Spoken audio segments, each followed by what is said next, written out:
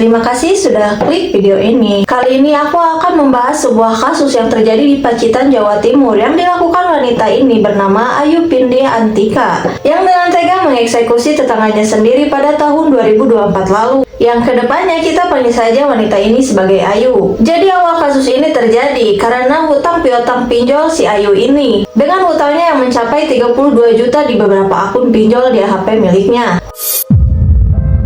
Sebelum ke ceritanya, aku akan menceritakan latar belakang si Ayu ini. Jadi si Ayu ini adalah seorang wanita yang berusia 26 tahun pada waktu itu. Dan dia adalah seorang ibu rumah tangga yang mempunyai suami dan satu anak yang masih berusia 2 tahun. Ayu ini tinggal di sebuah daerah yang bernama Dusun Mekarsari, Desa Sudimoro, Pacitan, Jawa Timur. Dan tinggal di rumah ini beserta keluarga kecilnya. Ayu ini dikenal sebagai seseorang yang pendiam, namun dia masih bisa bersosialisasi dengan tetangganya. Walaupun jarak rumah Ayu dengan tetangganya terhalang kebun-kebun. Karena di dusun tempat tinggalnya, rumah-rumah yang ada di sana masih jarang. Dan saat itu Ayu ini paling dekat dengan salah satu tetangganya yang bernama Sukatmini yang tinggal di rumah ini bersama suaminya dan satu anak laki-lakinya yang bernama Muhammad Rizky Saputra yang saat itu Rizky masih berusia 14 tahun dan mengenyam pendidikan di sekolah Madrasah Sanawiyah dengan kondisi finansial orang tuanya yang berkecukupan. Sedangkan Ayu yang tinggal di rumah ini dengan suami Ayu yang kala itu merantau di luar kota yang pulangnya sebulan sekali. Namun sayangnya walaupun suaminya sudah bekerja keras, namun perekonomian rumah tangga Ayu masih jauh dari kata sejahtera. Seperti tetangga pada umumnya, Ayu ini seringkali bermain di rumah Sukatmini. Dan Sukatmini pun menyambut dengan baik kehadiran Ayu ini. Karena selain Ayu ini adalah tetangga yang baik, dia juga perlu teman mengobrol di kala kesepiannya. Saat itu pada tahun 2022, perekonomian Ayu ini sedang diuji habis-habisan. Yang akhirnya Ayu pun coba-coba untuk meminjam uang di aplikasi pinjol yang ada di HP-nya. Awalnya Ayu hanya meminjam uang dengan jumlah sedikit. Namun karena keadaan ekonominya, hutang dan bunga dari pinjol tersebut tidak bisa dibayar oleh Ayu. Bahkan sampai debt collector dari akun pinjol itu datang ke rumahnya, sehingga membuat Ayu ini pun resah. Karena takut dan khawatir, akhirnya Ayu pun membuka akun pinjol lainnya untuk membayar hutang pinjol yang pertama dengan skema gali lubang tutup lubang. Hal itu terus berulang dari tahun 2022 sampai tahun 2024 hingga akhirnya hutang dan bunga dari beberapa akun pinjol tersebut pun membengkak hingga mencapai angka 30 juta rupiah yang saat itu membuat Ayu sangat stres karena hutang-hutangnya itu. Dalam keputusasaannya, Ayu pun mempunyai niatan untuk merampok rumah Sukatmini. Karena Ayu tahu Sukatmini adalah orang yang banyak uangnya. Ayu pun merencanakan perampokan itu ketika rumah Sukatmini sedang kosong. Karena Ayu sering bermain di rumah Sukatmini, jadi dia tahu rutinitas sehari-hari keluarga Sukatmini. Bahkan Ayu pun tahu di mana kunci yang selalu disimpan oleh keluarga Sukatmini ketika mereka sedang keluar rumah. Akhirnya pada satu kesempatan di tanggal 4 Januari 2024 pada pagi hari di hari Kamis, seluruh keluarga Sukatmini tidak ada di rumahnya. Hal itu membuat Ayu membulatkan tekadnya untuk merampok rumah Sukatmini. Dan dengan mudahnya Ayu pun bisa langsung masuk ke rumahnya dan langsung pergi ke kamar Sukatmini. Lalu dia pun mencari-cari uang yang disimpan Sukatmini di kamarnya. Namun ternyata dia tidak menemukan apapun di kamar itu, melainkan dia hanya bisa menemukan sebuah kartu ATM, buku tabungan, dan KTP milik Sukatmini. Yang akhirnya dia pun membawa ketiga benda jarahannya itu keluar. Dan di hari itu juga dia pun langsung pergi ke bank terdekat dan langsung menemui teller bank tersebut. Lalu Ayu pun berpura-pura lupa PIN ATM miliknya. Dengan menggunakan buku tabungan dan KTP milik Sukatmi, entah bagaimana caranya, Ayu pun berhasil mengelabui teller bank. Hingga akhirnya ATM itu pun berhasil diganti PIN-nya. Tanpa berlama-lama, Ayu pun langsung gesek kartu itu. Namun karena melihat saldo di ATM itu masih banyak, dia pun langsung menguras habis tabungan uang milik Sukatmini. Setelah itu dia pun langsung pulang ke rumahnya dan langsung melunasi hutang-hutang pinjolnya.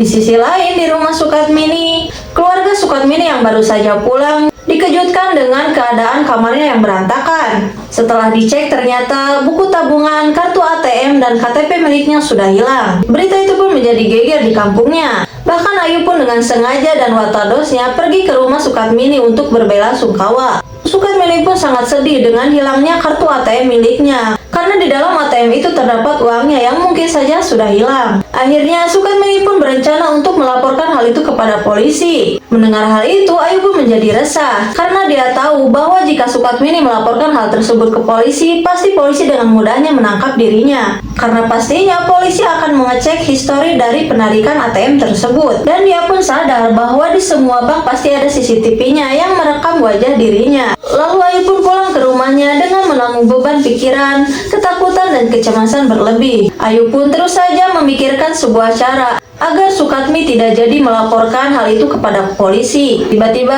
Ayu mendapatkan sebuah ide yang menurutnya ide itu bisa memecahkan masalah dirinya. Namun ide itu malah lebih jahat dari sebelumnya karena Ayu berencana untuk meracuni keluarga Sukatmini. Bulat dengan tekadnya, Ayu pun langsung memesan racun sianida di toko online yang dia punya. Lalu keesokan harinya, Ayu pun kembali mendatangi rumah Sukatmini untuk mengajak mengobrol dan menghibur Sukatmini yang masih sedih karena kartu ATM-nya hilang. Sedang asik ngobrolnya, seketika Ayu teralihkan fokusnya pada suami Sukatmini yang sedang menyeduh sebuah kopi. Melihat itu dengan terburu-buru, Ayu pun pamit kepada Sukatmini untuk pulang ke rumahnya karena kelupaan sesuatu. Ternyata kepulangannya ke rumahnya ingin mengambil racun sianida, yang kemudian dia pun kembali ke rumah Sukatmini. Namun ketika Ayu kembali ke rumah Sukatmini, dia pun merasa heran karena keadaan rumah Sukatmini sedang sepi, karena ternyata Sukatmini dan suaminya berada dalam rumah, sedang mengobrol di ruang tamunya. Kemudian dia melihat pintu dapur Sukatmini terbuka dan melihat kopi itu masih saja berada di dapur. Dia pun langsung menyelinap untuk menaburkan racun sianida ke kopinya itu. Setelah berhasil, dia pun pura-pura baru saja datang dan langsung pergi ke pintu utama untuk ikut nimbrung ngobrol bersama Sukatmi dan suaminya. Di sisi lain, anak Sukatmi yang bernama Muhammad Rizky Saputra baru saja selesai mandi dan berganti pakaian sekolahnya. Kemudian dia pun keluar dari kamarnya dan langsung pergi ke dapur untuk mencicipi kopi buatan ayahnya. Baru saja satu teguk, Rizky pun merasa aneh dengan rasa kopi itu yang tidak seperti biasanya. Kemudian dia pun langsung menghampiri ayahnya untuk menanyakan rasa kopi itu yang terasa aneh. Ayahnya pun hanya kebingungan dengan perkataan anaknya, tapi tidak dengan Ayu yang merasa kaget mendengar hal itu. Karena Rizky bukanlah target utama yang dia incar. Kemudian Rizky pun merasakan panas di tenggorokannya. Lalu dia pun pergi ke dapur untuk meminum air putih. Namun karena efek racun sianida itu terus bereaksi, akhirnya Rizky itu pun terjatuh, bahkan sampai kejang-kejang. Orang tua Rizky yang melihat itu langsung panik dan mencoba untuk menyelamatkannya. Bahkan Ayu yang sebagai pelaku utamanya buru-buru pergi ke rumahnya untuk mengambil sebuah kelapa muda agar airnya bisa diminum oleh Rizky. Namun hal itu tidak berdampak apa-apa, yang akhirnya Rizky pun jatuh pingsan. Di tengah kepanikannya itu, mereka pun langsung membawa Rizky ke sebuah puskesmas di Sidomoro. Namun sayangnya setelah sampai di sana, Rizky dinyatakan sudah meninggal dunia. Orang tua Rizky pun sangat shock dengan hal itu karena kepergian Rizky yang secara tiba-tiba. Akhirnya jenazah Rizky pun dimakamkan di TPU dusun tersebut. Isak tangis keluarga Rizky pun tak bisa dibendung lagi. Bahkan kesedihan Ayu pun terdengar di hari itu. Tapi nyatanya di dalam hati Ayu dia merasa lega karena akhirnya Sukatmi dan suaminya teralihkan fokusnya untuk tidak melaporkan pencurian ATM itu ke polisi. Jadi secara tidak langsung Ayu berhasil mencapai tujuannya. Di hari berikutnya, Sukatmini dan suaminya masih saja tidak percaya atas kepergian anak satu-satunya secara mendadak. Mereka pun mulai merasa ada yang janggal dengan kematian anaknya itu, karena dia tidak menyangka bahwa dari sebuah kopi anaknya bisa keracunan. Akhirnya di hari itu juga, Sukatmi dan suaminya langsung melaporkan hal janggal tersebut ke polsek yang ada di Sidomoro dan menceritakan alur rinci dari kematian putra satu-satunya itu, yang dia yakini bahwa itu bukan kematian alami. Setelah menerima laporan itu, kepolisian pun langsung pergi ke rumah Sukatmini untuk mencari bukti-bukti tentang kecurigaan yang disampaikan oleh Sukatmini dan suaminya. Untungnya, kopi yang sebelumnya diminum Rizky masih ada di dapur, dan Sukatmini pun langsung menyerahkan kopi itu ke kepolisian. Dan kepolisian pun langsung membawa kopi itu untuk dicek di laboratorium forensik, yang ternyata setelah dicek hasilnya positif. Kopi itu Kopi itu mengandung zat sianida di dalamnya. Dari situ, polisi pun menyimpulkan bahwa kasus kematian Muhammad Rizky Saputra adalah kasus penghilangan nyawa. Yang akhirnya kasus ini pun langsung ditangani oleh Polres Pacitan dengan dibantu Polda Jawa Timur. Sampai akhirnya pada tanggal 11 Januari 2024, makam Rizky Saputra pun dibongkar kembali agar jenazah Rizky bisa diotopsi. Ternyata benar, di dalam tubuh Muhammad Rizky Saputra terdapat zat asing berupa sianida yang sama persis dengan sianida yang ditemukan di dalam kopi itu. Karena kasus ini, awalnya ayah Rizky Saputra ditetapkan sebagai terduga pelaku. Namun setelah diinterogasi, hasilnya ayah dari Muhammad Rizky Saputra dinyatakan bersih. Karena hal itu, awalnya polisi mendapati jalan buntu. Namun setelah Sukatmini menceritakan bahwa beberapa hari sebelumnya rumah Sukatmini telah kemasukan maling dan dia pun kehilangan buku tabungan, kartu ATM, dan KTP-nya. Lalu polisi pun mencurigai bahwa kematian Rizky itu ada kaitannya dengan perampokan di rumah Sukatmini pada beberapa hari yang lalu. Akhirnya polisi pun menelusuri jejak ATM yang hilang itu dengan mencari bank terkait di mana ATM itu dibuat. Akhirnya polisi pun menemukan bank tersebut, dan dengan bantuan bank itu pun akhirnya polisi mendapat sebuah petunjuk dengan sebuah rekaman CCTV pada tanggal 4 Januari 2024 yang telah disesuaikan dengan kasus perampokan di rumah Sukatmini. Ketika polisi menonton rekaman itu, polisi pun mendapati sebuah rekaman CCTV yang di sana ada seorang wanita yang sedang mengganti PIN ATM atas nama Sukatmini dan juga menarik habis uang yang ada di ATM itu. Kemudian setelah mendapati rekaman CCTV itu, polisi pun langsung kembali ke rumah Sukatmini untuk menunjukkan video itu. Betapa terkejutnya Sukatmini dan suaminya ketika melihat wanita itu yang tidak lain dan tidak bukan adalah Ayu, tetangganya sendiri. Dan Sukatmini pun langsung teringat bahwa ketika kejadian Rizky keracunan, ada Ayu yang bersama mereka. Hal ini pun membuat kecurigaan polisi semakin menguat bahwa kejadian perampokan di rumah itu ada hubungannya dengan kematian Rizky. Akhirnya Ayu pun digelandang polisi untuk dimintai keterangannya. Karena bukti CCTV yang sudah jelas, akhirnya Ayu pun mengakui perampokan yang terjadi di rumah tetangganya itu adalah dirinya.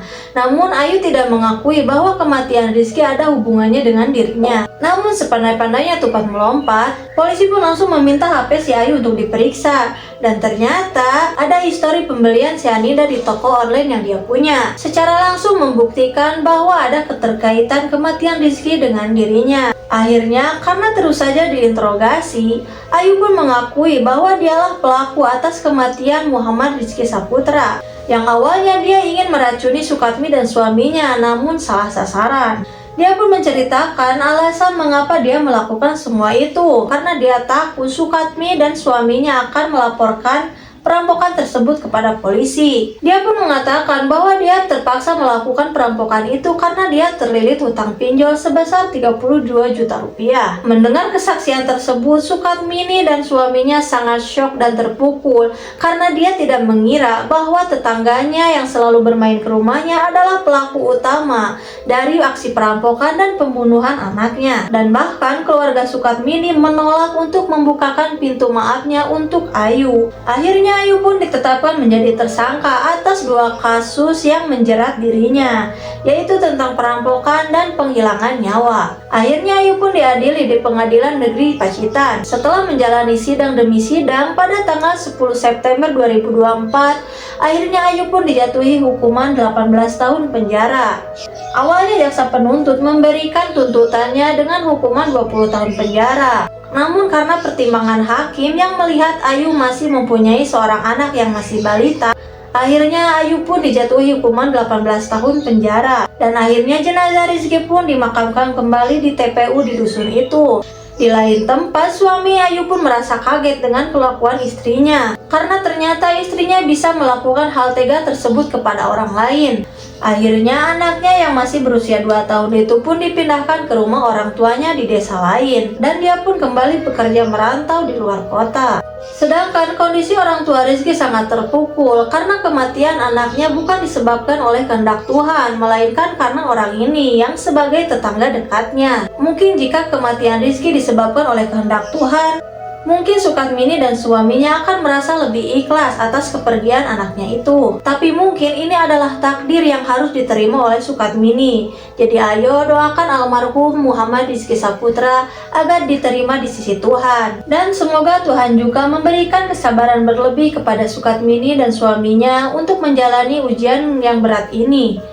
Jadi itulah kasus yang dialami oleh Sukatmini karena hutang piutang orang lain yang berimbas kepada keluarganya. Yang karena kasus ini juga jadi bahasan di konten aku. Jadi intinya bijaklah dalam menggunakan aplikasi pinjol, karena sejatinya pinjol bisa membantu orang-orang yang sedang dalam kesusahan.